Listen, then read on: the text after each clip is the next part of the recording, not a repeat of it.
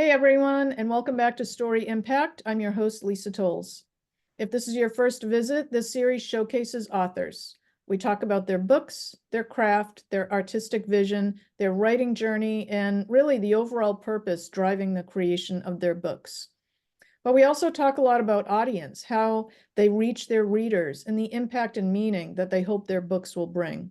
I'm also a crime novelist, and you can find my books on Amazon and through other retailers. And to learn more, go to lisatolles.com. All right, let's get started. So today I'm so excited to be talking with award-winning author Michele Drier. I'm going to tell you about her. Michele Drier is a fifth-generation Californian who's lived and worked all over the state of California. Her first career was in journalism. I can't wait to dig into that, where she spent 7 years as a staff writer with the San Jose Mercury News and worked as a reporter and editor for daily newspapers in California's Central Valley.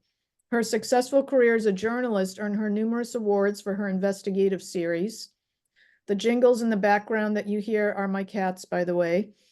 Michele's latest book, Resurrection of the Roses, is part of her Stained Glass mystery series, and anyone who loves wine, Paris, and cathedrals and murder are sure to love this book.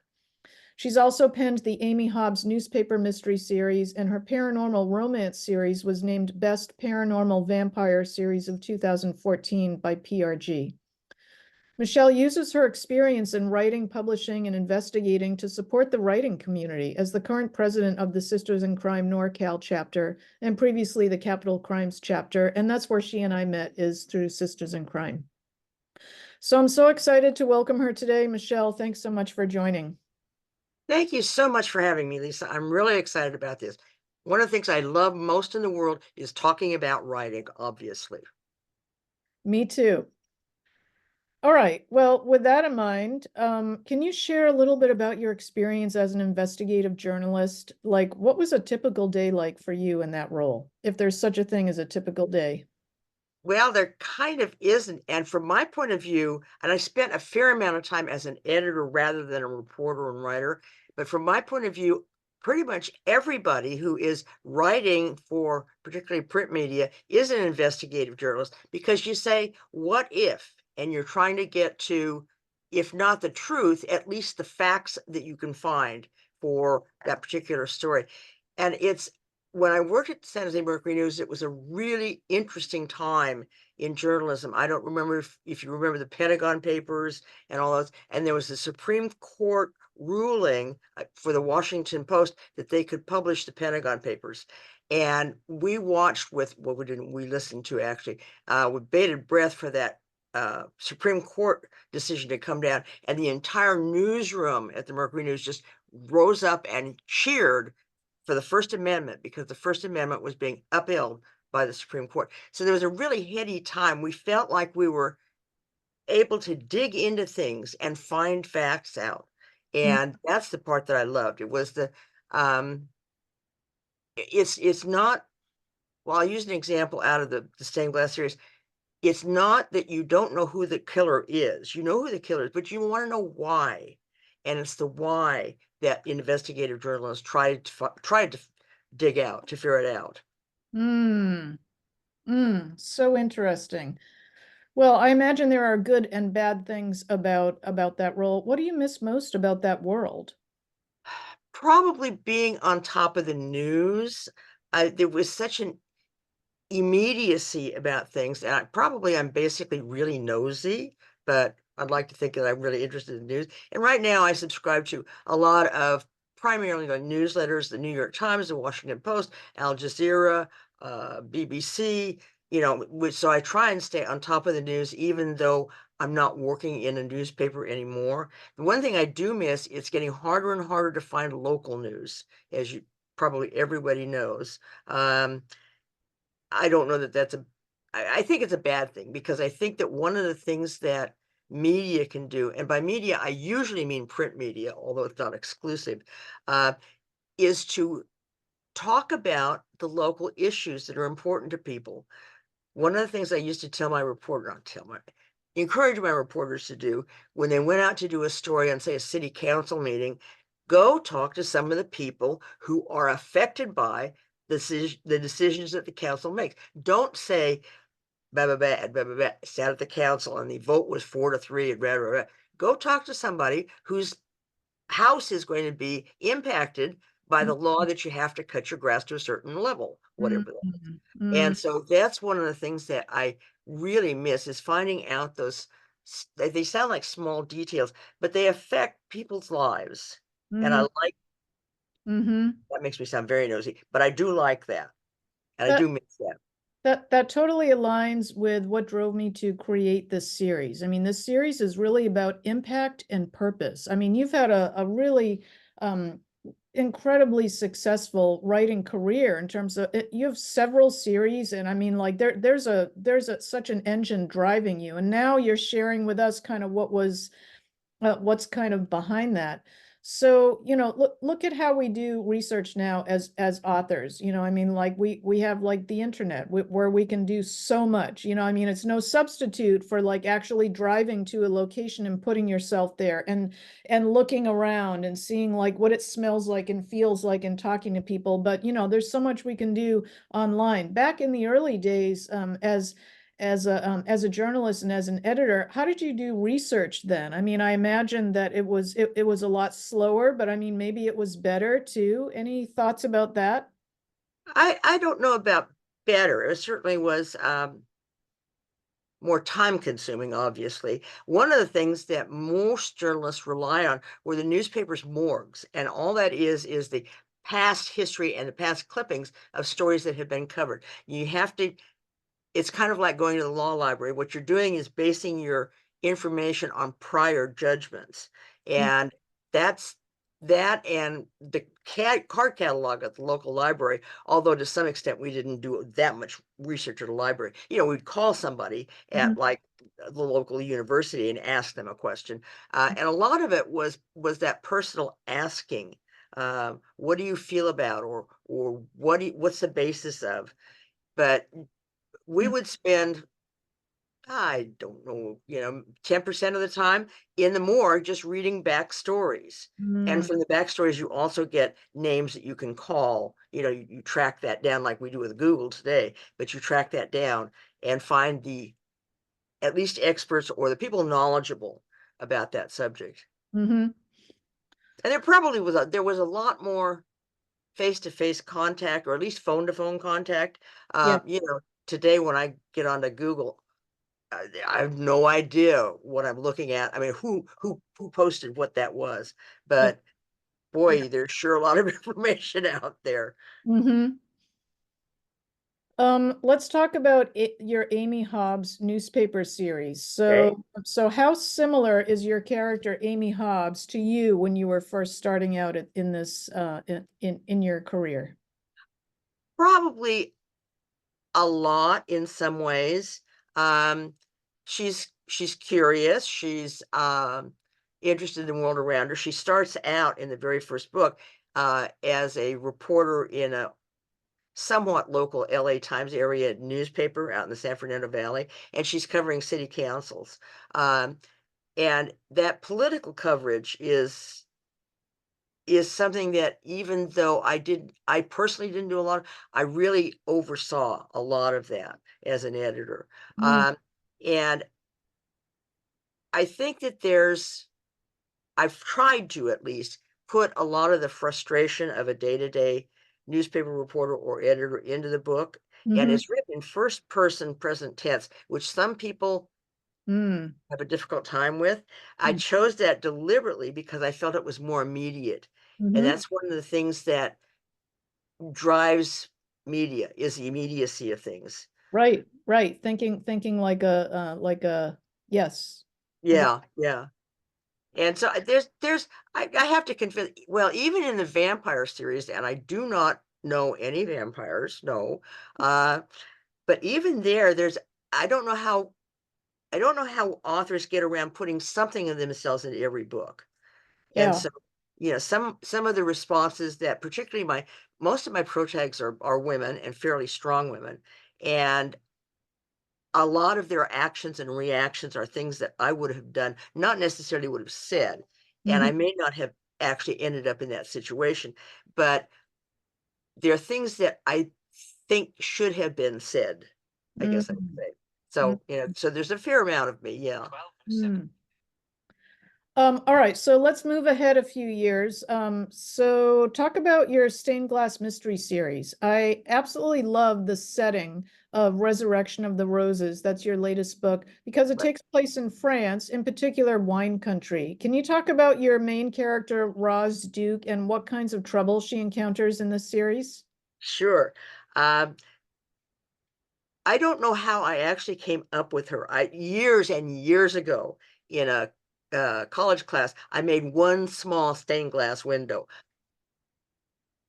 Just didn't even know what I was doing. But it was such an interesting experiment and such an interesting way to put together something creative because probably the only creative thing I do is write. I don't take pictures. Well, I do, but I don't draw. I don't have any kind of visual arts. Um, so when I was thinking I probably would write more of a cozy, Mm-hmm. although not a specific cozy. And so I came up with this character who is an internationally known stained glass artist and works on very large installation pieces for cathedrals and shopping centers and rich people's houses and things like that. And then I thought, okay, well, she's from the LA area because I'm familiar with LA. I lived in Southern California for quite a while. And then I thought, wait a minute, why don't we try and get some tension here? So her husband is killed in a drive-by shooting. And Mm-mm. that is just like, oh my God, her whole world disappears. So she finally decides she is a person of interest from the cop's point of view because she's obviously the closest to him. And she clearly didn't do it. There's no question about that. But she decides to finally get out of LA. It's getting there are too many memories, too much Yeah. anger there. And so she moves to this little tiny town on the Oregon coast, Mm-hmm. which is called Hamilton. It's a amalgamation of all the little coastal towns there. And so she thinks she's gotten away from the terror of LA and all. And she walks her dog on the beach. And one morning she comes back and there are red and blue lights flashing all over the place. And her neighbor's body is being carried out on a stretcher, which is bad enough. And then she looks, and the cops have a plastic bag. And I specifically used a plastic bag because I didn't want it to be a paper bag, which I know you put wet things in paper as opposed to plastic. But But you can't see through it. I'm sorry. But you can't see through a paper bag, right? Exactly, exactly. She sees that's one of her caming knives, which are the knives you use to cut the glass and the lead. Oh. So he's been murdered by one of her knives. So bam, there she is, person of interest again. And through each of the books, she ends up either finding or stumbling across a dead body. And so she's been a person of interest in each one of the books. And she tries, obviously, to get out of that. So that's how she tries to figure out what happened and who it was. The second book is set on the coast of England, where she is taking a sabbatical. And she has a commission from a small college in Wisconsin, I think it was, to do a stained glass interpretation of the Bayeux Tapestry. And one thing I should probably stop here to say, I'm a real history buff. I absolutely love it. So each of my books have some history in them. And she stumbled across a dead body in a Norman church on the English coast. Hmm. And that one turns out, well, see, but there are always much larger stories than just the dead body. Hmm. And then the current one, Resurrection of the Roses, she's in Paris talking about and doing a series of lectures on medieval stained glass. And she goes out to check the stage out, and there's a dead body with a shard of glass sticking out of him. So she stumbles across these bodies in a very odd way, but because she's always the discoverer, at least, she's Yeah. always perceived as the person of interest. Hmm. So Love it. Okay, I can't wait to read that book for so many reasons. good. Well, Uh, people like them. That's good. Michelle, what's your writing process like? Are you very disciplined? Do you get up at 6 in the morning and write from this hour to this hour, or just whenever the mood strikes you? How does that come up for you? Dear God, it's not 6 o'clock in the morning. I did that for 40 years. Um, I'm I'm not very disciplined, which annoys me, and I never have been. Usually what I do is try and carve out 2 or 3 days a week when when I'm actually writing, because otherwise, I'm very involved with Sisters in Crime. I'm involved in local politics. I belong to the National Women's Political Caucus. Um, Mm, I've lived here for 25 years, so I've got a, fairly big circle of friends. And if I let it, that kind of duck stuff, this little here and there kind of stuff will just suck time out of me like crazy. I yep. do belong to a couple of critique groups, and those are the ones that I use to make sure that I stay on track. And because I'm a pantser, which means that, I always know where it starts, that I always know the ending. I don't always know the murderer, but I always know the ending. But because I'm a pantser, when I sit down to write, I try and write at least 1,500 to 3,000 words at a whack, Mhm. because I get into the story then. So I, I wish I were more disciplined, and I know it's far better in some ways probably than to do it sort of hit or miss, but I haven't yet figured out a way. Even though I'm obviously retired, I've never figured out a way to sit down for a chunk of time every day.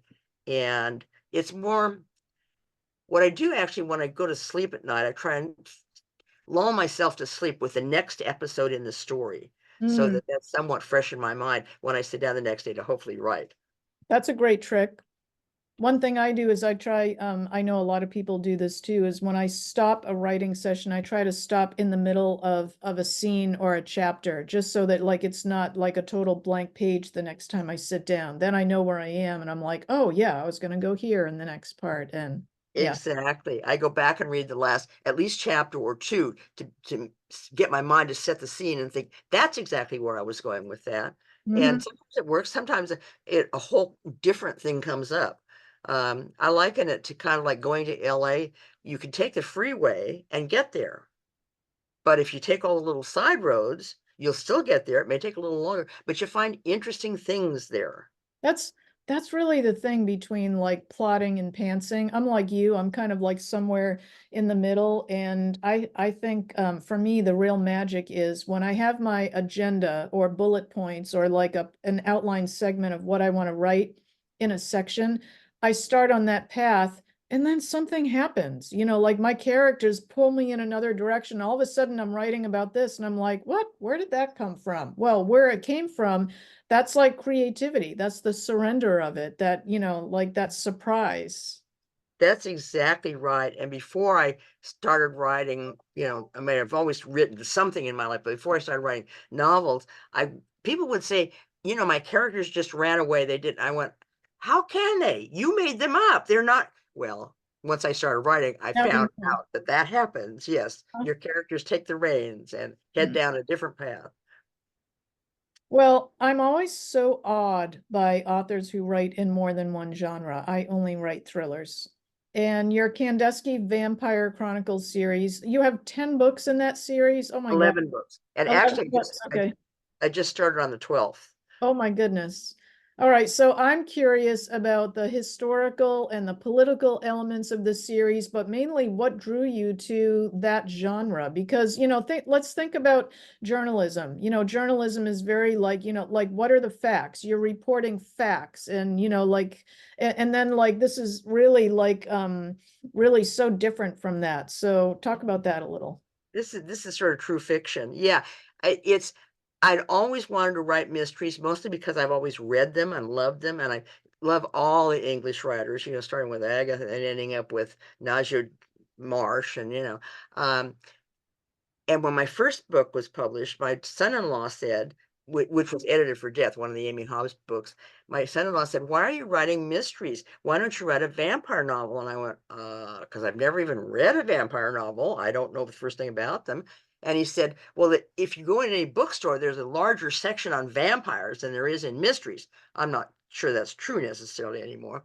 So I thought, well, so I read some Charlene Harris and some Jim Butcher, and these are basically romances. They've got paranormal overtones to them, and the characters are usually not human, or at least not have other abilities, I would say. Mhm. But they're basically romance stories. So I thought, well, I'll try and write that. So I Mhm. came up with this idea that this young woman who is works in the media. She's a magazine editor, takes a job with this massive, the world's largest celebrity gossip organization, kind of like Rupert Murdoch on steroids. And she takes a job as the managing editor for all the print editions. They put out a weekly magazine like Us or People, and they do a nightly TV show. And Mhm. so that's the mother lode. She's hit it. She goes to the Snap offices in downtown LA, and it just, oh my, it's all this Lux stuff. And she kind of gets very intrigued with the art director, who's this very sexy guy, and nobody knows much about him. Everybody thinks, oh, So finally, she gets an invitation to go to, oh, actually, not, it's a requirement to go to a party at the owner's castle in Budapest, and that's the Baron Kandinsky. And when she and the art director, who's Jean-Louis, get on their company plane, they're 35,000 feet over the Atlantic when he turns to her and says, by the way, I should probably tell you I'm a vampire. And she goes, oh my God, runs screaming into she's absolutely decided she's going to quit that job. She's not going to ever say anything to anybody. Well, she gets to the castle and sees what that means. And this is a family of 500-year-old Hungarian vampires who have more money than God. Mm. Yeah, so they live this absolutely luxe European life. And she ends up, of course, falling in love with Jean Louis. So there's emotional tension and sexual tension throughout all the books. I won't tell you what happens exactly. And Mhm. there are two couples. There are two women, LA, 21st century LA, professional women who end up falling for two of the vampires who are like 400 and 500-year-old Mm. Europeans. So Mm. there's all kinds of emotional baggage and Lux baggage and all that, in addition to the fact that they they start out being in a war with another vampire family, and Mm. then they end up living in Kiev. And they're living in Kiev right at the moment, and obviously Kiev is having some issues. Right. So they're working with the EU and with NATO to try and send out misinformation and disinformation about the Russian incursion. So Mm. there's very geopolitical things that are going on there. And I'm having to learn a lot more about the disinformation and misinformation abilities anymore. I mean, I haven't even touched AI. I don't know enough about it, so I'm not sure I'll go there. But Mhm. that whole messaging thing Yeah. that at least the name of the name of the journalistic company is Snap, and they can at least process disinformation and make the story spin. So that's what they're doing right at the moment. They're Okay. trying to keep the world, I don't want to say safe for democracy. They are business people, Mhm. and they don't have a political agenda, but in order to do their business, which is this celebrity gossip, they have to have peace. And so they work with people who are looking for peace. You said that you're a history buff and you love history. I can see how this series feeds that passion. I mean, having to be able to write about what was life like in that part of Europe 400, 500 years ago. I mean, I can imagine that's just its own can of worms, but also great fun. It's really fun. Of course, now it's all contemporary, but in some of the backstory, I did a lot of, not a lot, but I did some research, and I've actually been to Hungary. I've been to Budapest, so Hmm. that there was some. I've not been to Kiev. I wish I had, but so there's some remembrance I have of the way things look and feel and smell in Okay. Budapest. Uh, Okay. Awesome. but and of course, I've never met a vampire. At least I don't think I've ever met a vampire. And I Never have some know. people say, "Well, what do the vampires do with it?" I don't know. I made it up. I'm a fiction author. Yeah. I mean, I try to stick with what the genre accepts as the logical things. Yeah. But my vampires do not kill anybody. A long time ago, because they had money, they were traders. And a Mhm. long time ago, they decided it was far better to buy blood from donors than to kill people because the donors Mhm. could be used over and over and over again. Mhm. So they have a company of about probably 50,000 employees around the world. I haven't put a number exactly on it. But in addition to Snap, They own vast tracts of cattle in Argentina, and they have very big weapons manufacturing in Czechoslovakia. So Wow. they have money coming in, and all of these are run, of course, by regulars, not by the vampire family oversees them, but the actual Okay. work is done by regulars. Um, so Awesome. so there's not a lot of violence at all in the series. Oh, good to This know. series, I'm sorry, Good to know. yeah, but this series does have has more sex on the page than the others. I write traditional mysteries that are closer to Agatha with no sex and violence on the page, but Mm-hmm. this series has a little bit more sex on the page than the mysteries do.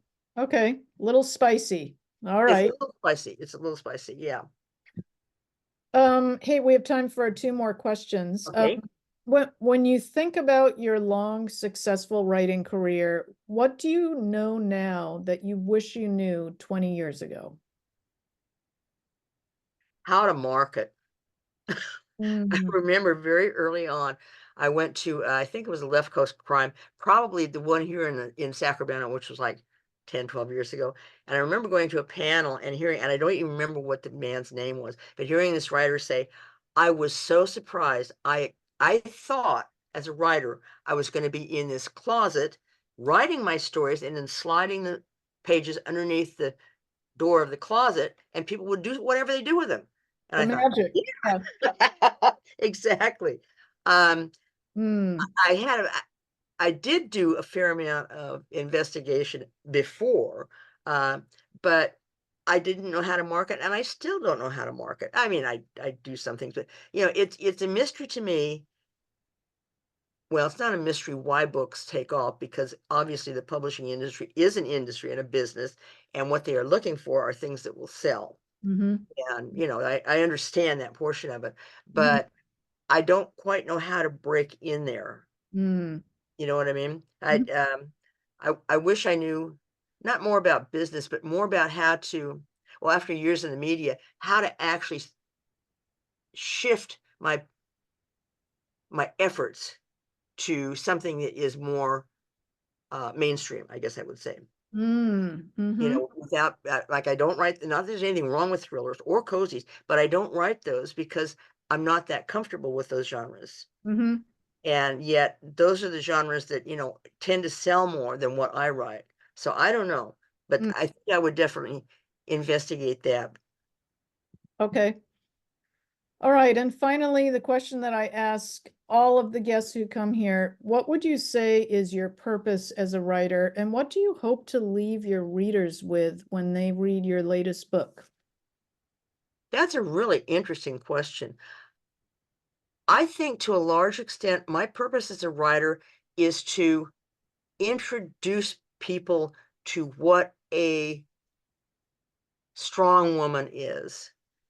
She's not a bitch, she's not naggy, she's not anything, but she's strong. She has her own interests and her own abilities, and she wants to stay with those. So I'm hoping that my fan clubs, such as they are, which is not like voluminous, tend to be women between the ages of about 35 and 60, which is kind of the age group that I'm aiming for, Mhm. because many of those women, I won't say most, many of those women um, are struggling with the idea of how to be yourself in this world when people look at you as as some sort of a token, not a token, with some bias.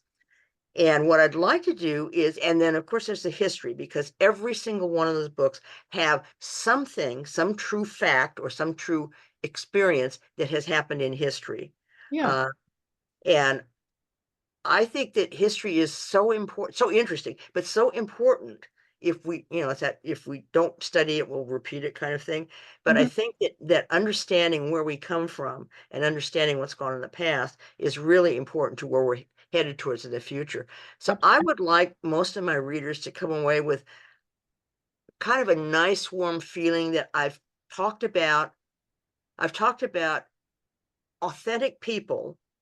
These are not big giant heroes or anything. They're authentic people who end up in situations and they figure a way out of it. Mhm. And so, solving the problems and getting ahead. And I hope that that's what I'm leaving people with. Okay. Do you want to hold up your book cover for your Sure. latest book? Michelle's latest book is Resurrection of the Roses in her Stained Glass series. And And I've got one of those weird backgrounds, so hopefully you're seeing this okay. yep, I think I can see it. Yep. Okay. So please visit micheledrier.me. That's micheledrier.me to check out her books and upcoming releases. Michele, thank you so much for joining today. And viewers, thank you so much for being here. And let's keep those stories going. Absolutely. Thank you very much, Lisa. I really appreciate this. I Thank, love talking about writing. thank you.